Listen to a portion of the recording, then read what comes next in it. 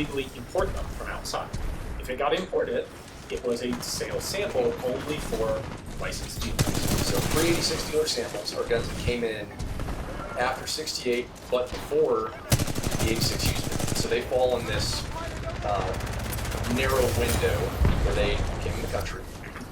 And then prior to that, of course, prior to 68, if they were imported, they would just have been transferred. You had the amnesty in 68, or whomever might want to adopt these guns. Now, the benefit of a pre-86 dealer sample is that you have your SOT, I have an SOT. There's no letter required. And if you're a sole proprietor, you can retain that when you go out of business. It's yours. Now, you can only, after that fact, sell it to another SOT. So that's one of the important factors is they can only go to an SOT or to a law enforcement agency. So there's these little caveats with all these different classifications of machine guns. Right? But that's where my business comes in and what I do. All right.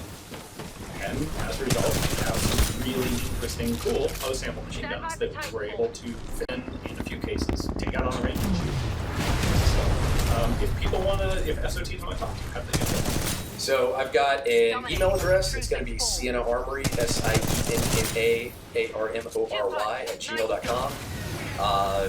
That's where most of my business comes from, just via email. I also have a gun broker page. I'm Sienna _Armory _LLC. So the vast majority of my stuff is sold on gun.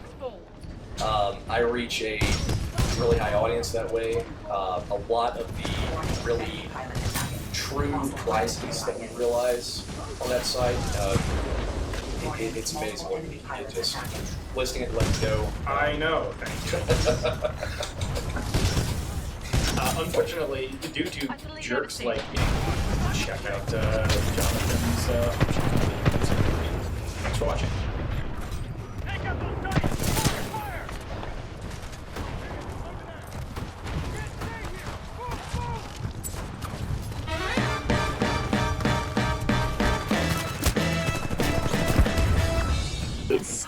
It's incredible, and I think, well, obviously, Damon, you can attest to that.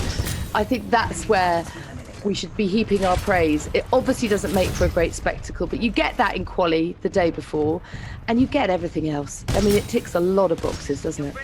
I don't care about there being no overtaking in Monaco. I don't come to Monaco Grand Prix thinking, gosh, we need lots of overtaking. It's all about, from a Formula One point of view, what's going on track. It's all about the challenge of the racetrack. It's not about overtaking. It's about threading the needle. And Can I just say, as someone who had to sit on his sofa, and not had to, but I spent the weekend watching from home, I enjoyed every single second of it. I was a sofa Twitter warrior, so I was watching the comments coming up on Twitter and had to reply. And the famous presenter on a famous car show has got the word top and gear in it, and he said, it's a bit boring, you know, and it's not a good advert for F1. And I said, no, it's not a race, it's a meditation. Suggested it. Oh! Charles Leclerc, the man on pole, has gone into the barriers. The red flag has come out with only 18 seconds remaining. That is it for qualifying. Oh, he hit the barrier on the way and then broke his track rod, broke the steering arm,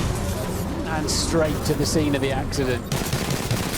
Look, you could hear the frustration if you listen back to Max's, Carlos's, Bottas's radio. They were all massively frustrated in the heat of the moment, but I think once the dust had settled slightly, on reflection, they all knew that it wasn't deliberate. Surely not. I mean, you don't do something like that deliberately, because look what ultimately happened. you don't do it there either, because you can actually hurt yourself if you go in at the wrong angle there, can't you? You do as Michael Schumacher did in 2006, or Nico Rosberg in 2016. But I mean, you don't do that, and that's the thing I love about these young drivers in Formula One now.